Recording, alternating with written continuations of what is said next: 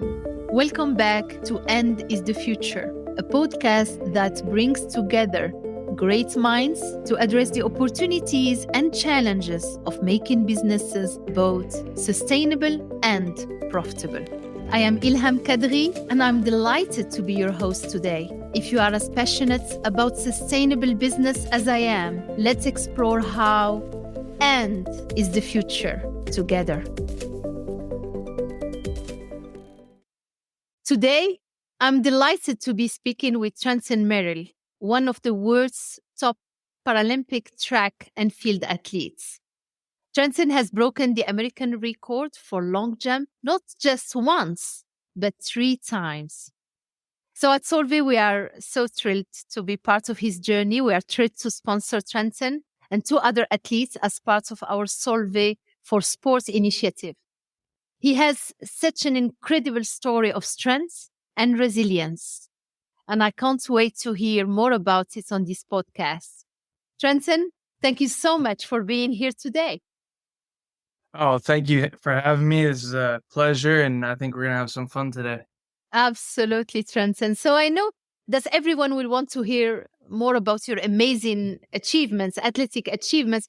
But first, Trenten, I always enjoy finding out what motivates people. And I was wondering if you could tell us about your upbringing and what first sparks your interest in sports growing up. Yes, I grew up in Southern California in Orange County in a city named San Juan Capistrano. And I believe that what first brought my interest to sports was when my dad taught me how to play baseball, basketball, ride bicycles at a very, very early age. Like my earliest memories were playing sports. And not too long ago, I remember my mom telling me the story that like one day she came out and told us like, hey guys, like dinner's ready. You guys need to come in, stop playing basketball. And my dad said he tried to get me to come in, but he said every time if I was losing, he's like, I refused to go in until I won. And so he said, unless I was winning, he would have to let me like beat him in the point scale for me to be comfortable coming in. So I think there was this either innate competitiveness that was just driven and drawn to sports. But those are my earliest memories and I think influenced a lot of the success that I had today. Yeah. Well, so winning and competitive was in your DNA. Was your father an athlete as well, or he likes sports, right? Yes. Both my mom and dad grew up playing sports, but not on a professional level. But both were naturally good at playing sports. Yeah. Then something happened that changed everything, right? And when you were involved in that accident, I know you faced many challenges, but you didn't let go your dreams to be a professional athlete. And now you are the American record holder. That must have been an incredible journey. Trenten, what was it like for you? And what made you stay so focused and determined through it all? Can you tell us more about this? Yes. So when I was 14 years old, my best friend and I, we both were racing motocross at the time. And then this one day, we had a little dirt bike where we had typically taken that as a mode of transportation, like from my house to his house and his house to mine, just like a bicycle, a skateboard, or scooter. And this one day we're going to his house and we get to the street where we cross to go up to his house. We look both ways and we don't see any cars coming. So we start crossing, and right when we cross the road, that's when we get hit by a car. Wow. The girl that was driving the BMW was 16 years old. So you can imagine she was just shocked. Her world got rocked too. Yeah. And then my best friend, he was 13, I was 14. And so I woke up on the side of the road and the ambulance came, and I remember seeing my friend, his face was all bloody. His lungs were punctured, broke his back. So he took the first ambulance. I took the second. We were in the hospital together. He was in there for a few weeks and then was released as an outpatient. I was there for about a month and a half where they had determined that my foot was no longer salvageable and they were going to have to amputate it because at this point I was getting no circulation to my toes and infection was going to start rising up my leg. And so I remember thinking in the hospital, this whole time though, like I was under the understanding that I was going to get a cast. And it was my first broken foot. So I didn't know the severity of it. And I just thought these Of doctors course. can handle it. They see it all the Mhm. time. So this one day the doctor comes in and he says, "Hey, Trent, can I perform a test on your foot?" And I said, "Yeah, no problem." So he says, "I'm going to take this pencil right here and I'm going to drag it Mhm. on the bottom of your foot. And I want you to tell me if you can feel it." And I was like, "Okay." And so he Mhm. did it and he said, "Did you feel anything?" I said, "No." And he said, "Trent, I didn't use a pencil. I used a scalpel, which is like a knife." Mhm. And so his face all of a sudden looked concerned and he looked at my mom and he said, "Hey, Denise, can I talk to you outside real quick?" Takes my mom outside. And now I'm like in the room by myself and I look outside the little rectangle window of the hospital. And I see my Mhm. mom crying. And Oh. that's when I realized that Mhm. I wasn't going to save my foot, that my Mm. foot was going to have to be amputated. So I started crying and I thought my dreams are gone. And as Mhm. I'm crying, my friend's mom, she came in, she started praying over me. When she was praying over me, all of a sudden I felt this overwhelming peace. And I remember hearing God speak to me and saying, "I got great plans for you." And I remember having Wow. this conversation with God, like, I got nothing right now. Like my whole world is upside down. I'm only 14 years old. Yeah. But I had this overwhelming feeling that, you know what, like I need something to trust and have hope Yeah. in. So if you say so, God, then I believe you. So the doctor came back in and he said, "What do you want to do?" I said, "Let's go ahead and amputate it." Fast forward now, 4 years later, I graduate from high school and I go to this running clinic where I'm introduced to the world of Paralympics. I get invited down to the Olympic Training Center and where I live now.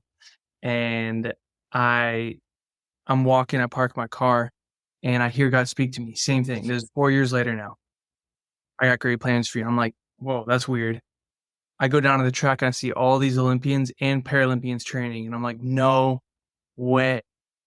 My dreams of being a professional athlete are still possible." And so then it was like a fire ignited in me. I put in my headphones that night. I was doing stadiums. It was like my Rocky Balboa. I was like shadow boxing and stuff. I was joshing, yelling. I was telling myself, "You're the champ. Take it here." And now I live here. So it's been really cool. Wow. I think you are already giving us in the first, probably, whatever, 7 minutes, since we started, a lesson of determination, perseverance, resilience, and new hopes. And speaking of challenges, I love one thing that you said recently.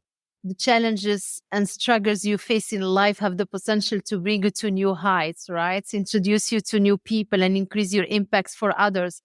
It's such a positive, a great way of putting it. And you were 14, right? And just 4 years after, you graduate and you move on with your dreams and turning that something difficult into something so positive.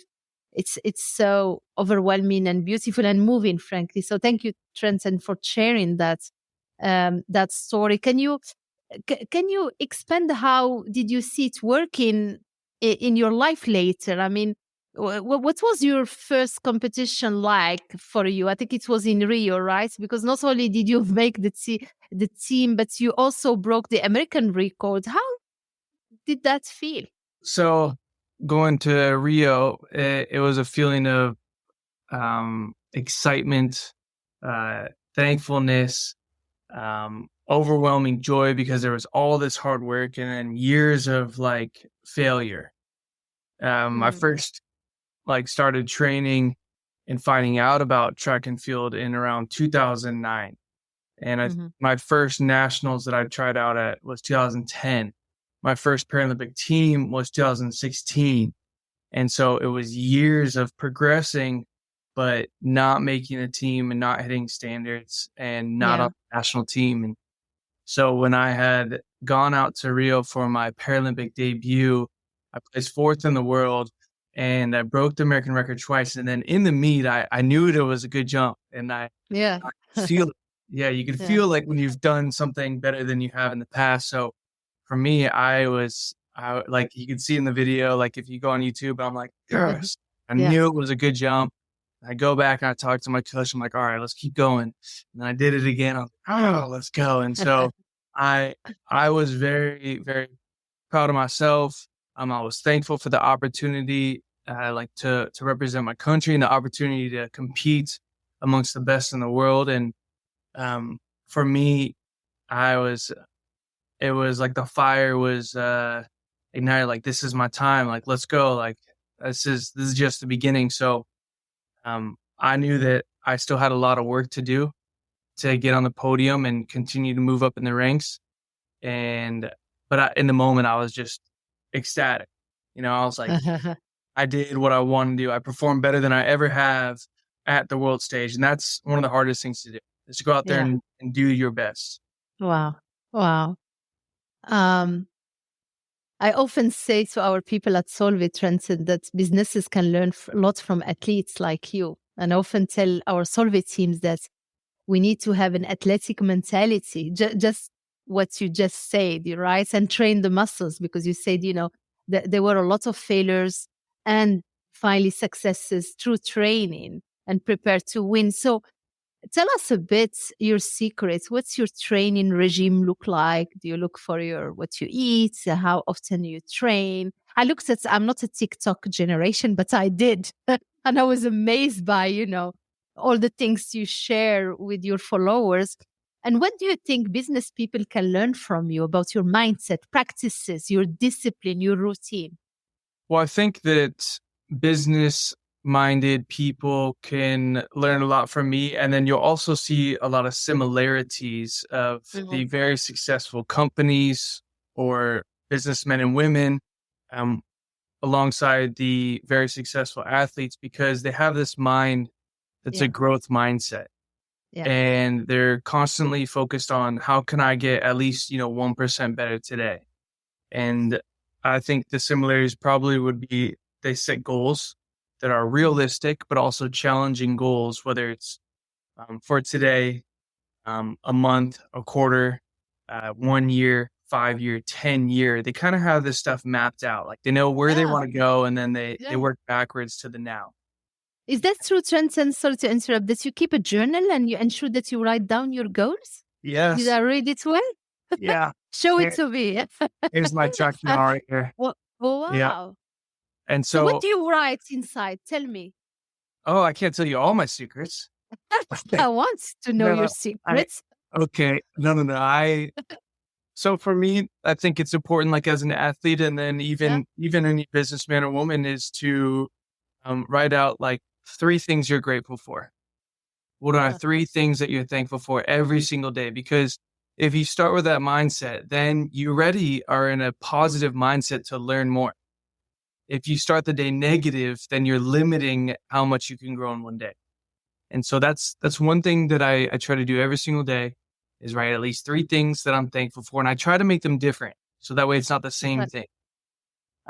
The next is, what is my focus today? If I could get better at least one thing at practice, even if I have the day off, how can I get 1% better? And so I write that down, because what happens is, you go about your day, maybe especially like in whether you're in office or wherever, you get all these texts, phone calls, emails, yeah. all these things kind of pulling you away of potentially what actually is going to help you progress that day. Yeah.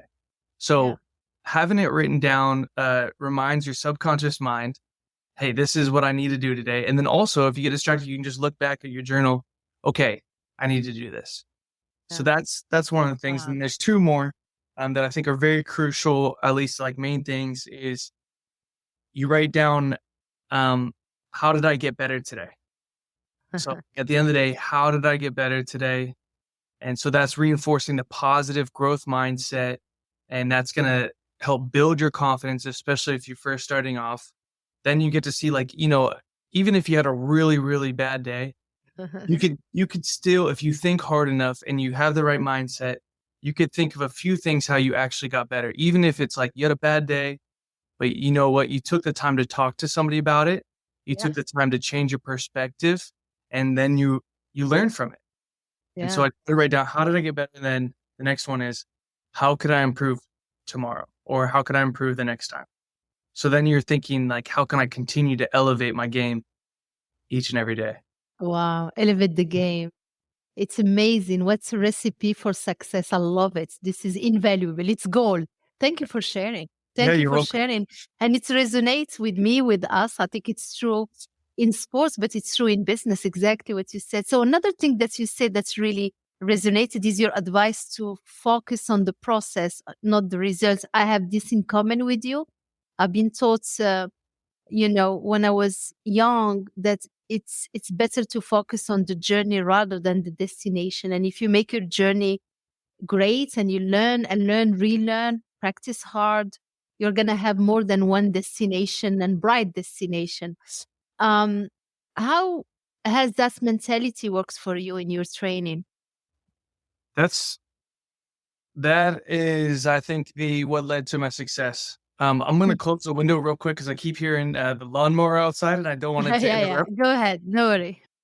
So for me, I think when you learn to be process focused and Yeah, and enjoy the journey, and then part of that journaling that helps keep you process focused.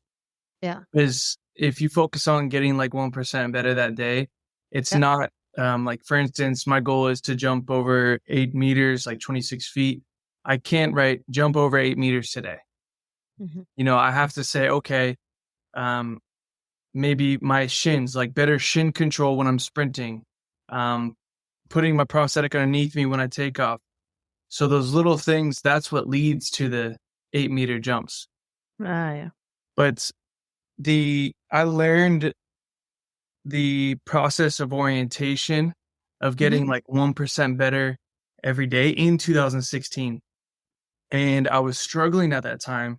And I remember a mentor of mine, he had told me, like, you have to learn to be like process focused and Mm. process oriented. And I didn't realize it, but then I started like going on a deep dive, reading all these books and listening to all these YouTube videos and stuff. And I realized, you know what? It's the little small things consistently each and every day that you're putting into like your bucket that Yeah. actually gets you to the top of the mountain. And so then I became obsessed with it, and I started realizing, it's like sleep, it's the diet, and then it's specific like training, like being very focused and intentional. And that's when lead me to my dreams and goals. And I saw it happen really, really quickly for me in 2016. Like right before Rio, I had like this Mm. growth spurt because my mind shifted. And so for me, that has led to my success, and I try to stay there. But it's always a temptation to because the world always looks at results and outcomes. So you got to kind of battle that and be very focused and almost be willing to listen to people, but also defend and shield yourself from maybe what their thoughts are and stuff. Fabulous, fabulous. So mastering that small things, as you said, you include in the buckets, right, to help you to get the big jump and that obsession. It's amazing. But you are a man of many facets and talents, right? Trenton, and not only you are a champion athlete, but you are also a model, and you've appeared on the runway with ads like Hugo Boss, Tommy Hilfiger, and others, Nike, of course, and many more. And I've heard you say before, when you own your differences and embrace your differences, your uniqueness, probably that helps others do the same. This is beautifully said, and that's exactly what you are doing, not only in your career as an athlete, but in your modeling too. So, are you enjoying modeling? How is it for you to be a model? Yes, I'm enjoying it. It is fun, and it is actually challenging. And when I first got Yeah, into modeling, I didn't think it would be that tough, but it is. And having to like hit certain poses yeah, for a long period of time, and yeah, mentally you get tired, it starts to show in your face. And so I didn't yes, realize this, yes. but it's true. And so I was like, okay, it is challenging, and you got to stay focused. And then my first runway, it was like my adrenaline was rushing, like I was gonna go compete. And I was like, this isn't. It was weird to me because I'm like, I'm just walking, you know. Yeah, yeah, But it yeah. is a performance too, and I mean, it's been really, really fun, and I've got to meet a lot of people because it opened up doors. And for me, I saw modeling as an opportunity to build my brand, but Yeah. also a new arena to inspire other people, like Yeah. indirectly or subconsciously, because if I show them my confidence in owning myself with an obvious disability, what I have seen in my experience in life is that people usually gravitate towards that and they say, this guy has an obvious disability that stands Yeah. out, but he's confident in himself. So why am I not confident in maybe some of the stuff that I have in my mind, or some of the Yeah. struggles I have? And so I knew that that could be a really cool place to Yeah. help more people and positively impact the world.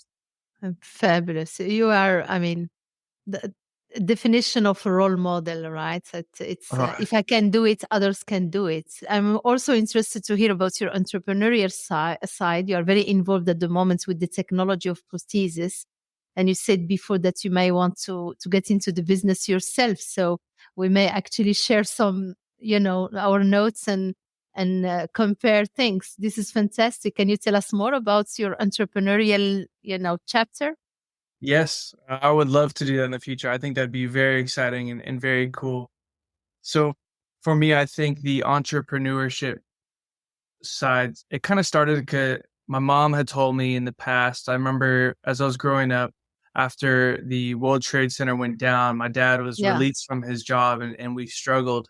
And my mom said, Trenton, after you graduate from college and stuff, like don't work for anybody, like be your own boss, because then you won't have to do this, but you'll have other challenges, but you won't be fired from somebody else per se.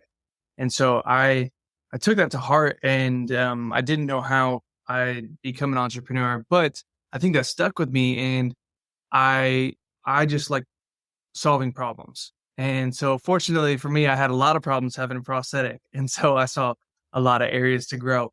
Yeah. And I have worked with a lot of amazing prosthetists, Yeah. uh, helping me throughout the years from early stages to my professional career. And I've noticed the same common themes of what could improve.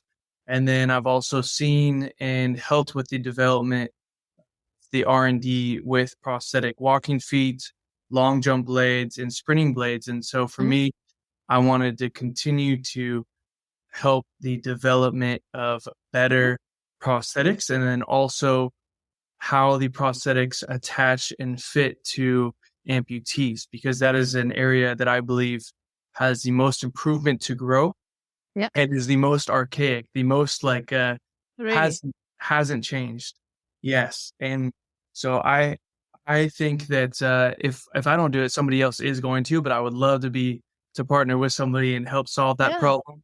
Yeah. Uh, so for me, I love helping people and I like solving problems, and this is an Yeah. area that I get to even benefit and trial and use more than potentially other people. So I'm excited to do that in the future and see where that takes Yeah. me. And yeah. I love it. I love it. I saw you in TikTok, right? Weighing your Oh yeah. prosthetic, right? The 3 pound, right? I love that Yeah. one as well.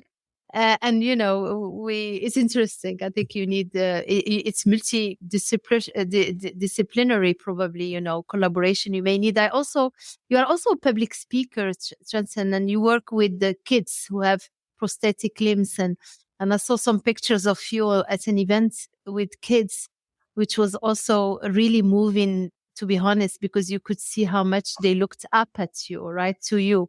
It must be really important for you to give back like that, right? Yes. When I Yeah, it's very important. When I first got introduced to the Paralympics, or sorry, let me back up. When I first got my foot amputated, Yeah. I had all these insecurities on my mind. And I remember the doctor coming in and I Mm. asked him all these questions. I said, hey, can I still run? Can I still play soccer? Can I still ride motorcycles? And can I, ask him all these things about sports? And he said, I don't know, Trenton. And so for me at 14, I'm like, this is all like I dreamed of. This is my identity, sports.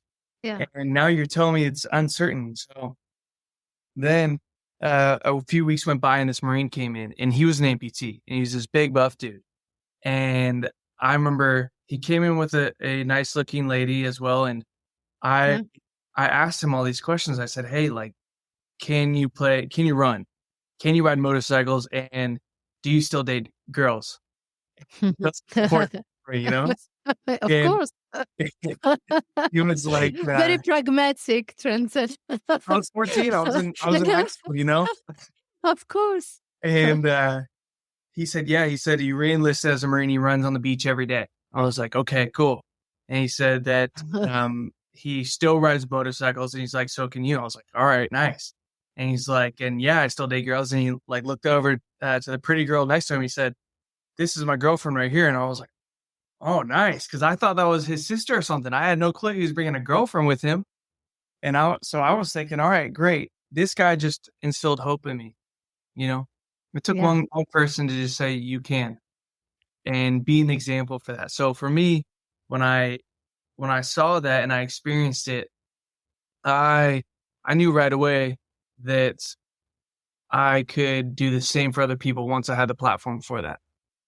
And so I became determined. And once I reached the level of the Paralympic Games after Rio, I was like, all right, we got to start giving back now.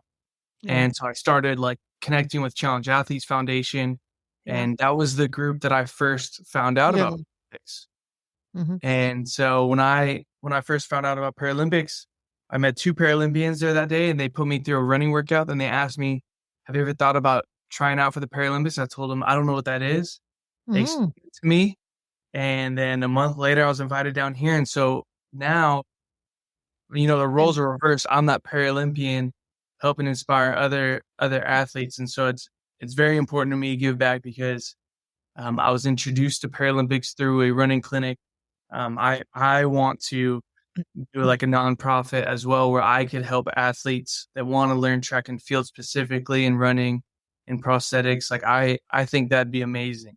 I would love to do more of that. And so that's a special place in my heart that I kind of helps me stay motivated too, to like succeed. Yeah.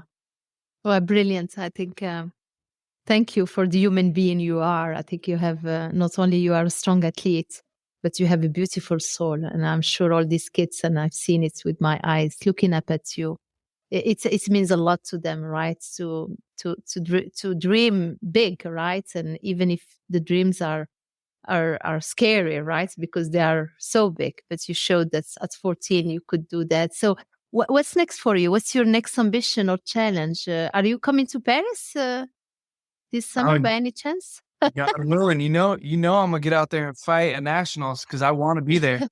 I want to be there. So first stop is our U.S. Paralympic Nationals. It's May 18th through the 21st, which May 18th is my birthday. So I'm really excited. I get to compete on my birthday. Great. So that's the first check is nationals, make the team. Then yes, Paris World Championships. I want to be up there fighting on the podium. That's what I want to do. Fighting for Solveig and fighting for all my fans and my family, you know. And I will be there. I will be in the crowd. Believe me, Trenton. I will be in Paris cheering you. So what do you most enjoy doing when you are not training? And that's a great question. I like cooking. I like barbecuing. I enjoy barbecuing. I enjoy hanging out with my friends, and so learning new recipes is a fun challenge as well. Okay. Learning how to make really good food, like healthy food, tastes good as well. Yeah, I think is a good challenge, and so I like the challenge of that. I enjoy working on my car too. Like I have a 4Runner and I like to go off-roading. So sometimes I'll get new parts and then my friends and I will tear down the 4Runner and build it back up. And so I enjoy working with my hands. And then also on the other side, just resting, like maybe going to the beach and surfing, playing volleyball, but just resting because for the most part, I'm working out. I'm always on my feet. So I really enjoy like quality time of like rest and laughing with people and connecting with people. Beautiful.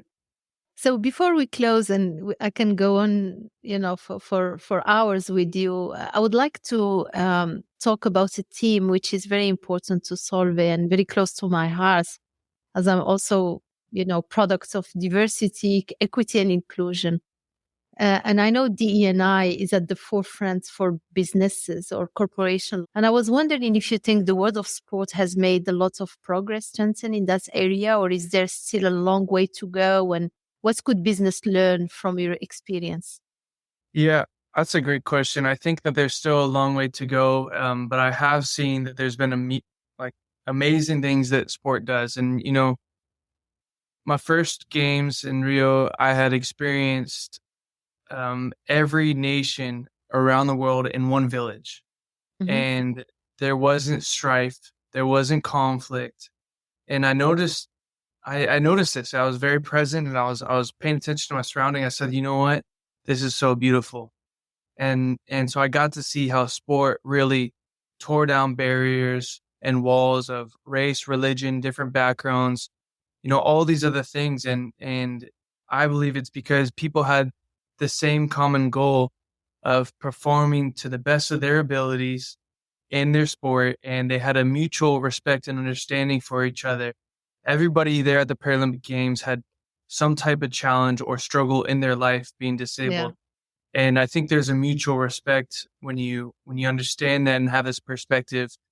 And so for me, I have seen that there's been a lot of positive for sport, um, but there is a lot of room to improve, no doubt, especially in the U.S. and Paralympics. People still don't know what Paralympics Mhm. is, whereas Yeah. maybe in like France and the Yeah. UK, maybe they're a little Yeah. bit more of like they Mhm. understand and they know the athletes. And so Mhm. I would love to help push for more of this positive change, because I really appreciate how other countries um, see them as equal playing fields, and they'll compete in the same competitions like for national meets, or Grand Prix meets. So there's a lot of room to improve it, especially in my country, and I would love to help with that positive change. Absolutely. And you are a real change agents and a role model. So, well, thank you. Thank you, Trenten, for joining me today. I think your enthusiasm is contagious, simply. You have inspired Thank me. I'm sure you've inspired all our Solvi colleagues and beyond. And you are a man of many ends, A&D, right? I mean, it's just amazing. Beautiful soul, a lot of wisdom for a young man. And we'll be there cheering you on the victory in all your next endeavor. And I know there are great things ahead of you, and the best is yet to come. So thank you very Yeah. much, Clinton. Oh, thank you so much for having me. I really, really enjoyed this conversation. And the next one I'm hoping is in person so we can share a nice Absolutely. coffee Absolutely. together. We will celebrate together. Thank you so much for joining us today. For more information or to listen to other episodes, visit our website. And if you like these podcasts, don't forget to subscribe. Until next time, be safe.